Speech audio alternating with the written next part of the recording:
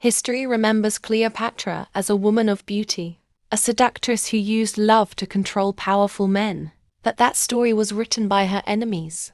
Cleopatra was not defeated because she was weak. She fell because she stood alone against the greatest empire on earth, Rome. She spoke multiple languages. She ruled a collapsing kingdom. And she fought for Egypt's survival until her final breath. This is not a myth. This is the real story of Cleopatra VII, the last queen of ancient Egypt. Cleopatra was born in 69 BCE into the Ptolemaic dynasty, a Greek royal family ruling Egypt for nearly 300 years. Though they ruled Egypt, the Ptolemies were not Egyptian. They spoke Greek. They followed Greek customs. And they often married their own siblings to preserve power.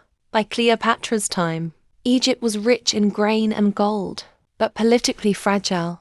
Rome controlled Egypt's economy. Roman armies stood nearby, and civil war haunted the royal family. Cleopatra was born into danger.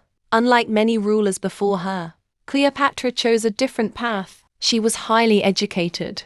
She studied mathematics, philosophy, medicine, and astronomy. Most importantly, she learned languages. Cleopatra was the first Ptolemaic ruler to speak the Egyptian language. This earned her loyalty from the people, something her ancestors never achieved. She did not rule by fear. She ruled by understanding. At just 18 years old, Cleopatra became queen alongside her younger brother, Ptolemy XIII. But power was never shared. Court advisors pushed Cleopatra aside. Civil war erupted, and Cleopatra was forced into exile. She had no army, no throne, only ambition. But fate was approaching Egypt, and his name was Julius Caesar. When Caesar arrived in Alexandria, Cleopatra made her move. According to legend, she was smuggled into the palace wrapped in a carpet. Whether myth or truth, the result was undeniable. Cleopatra impressed Caesar, not with beauty, but with intelligence and political clarity. With Caesar's support, Cleopatra reclaimed her throne. She ruled again as Queen of Egypt. After Caesar's assassination in 44 BCE, Egypt faced danger once more.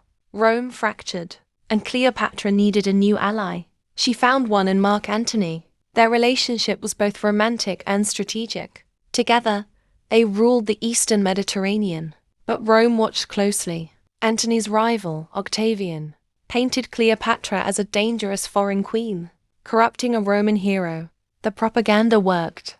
In 31 BCE, the fate of Egypt was decided at the Battle of Actium. Cleopatra and Antony were defeated. They retreated to Alexandria. Rome closed in. One by one, their allies fell. Antony died. Egypt was lost. Cleopatra refused to be paraded through Rome as a trophy. She chose her own ending. In 30 BCE, Cleopatra died at the age of 39.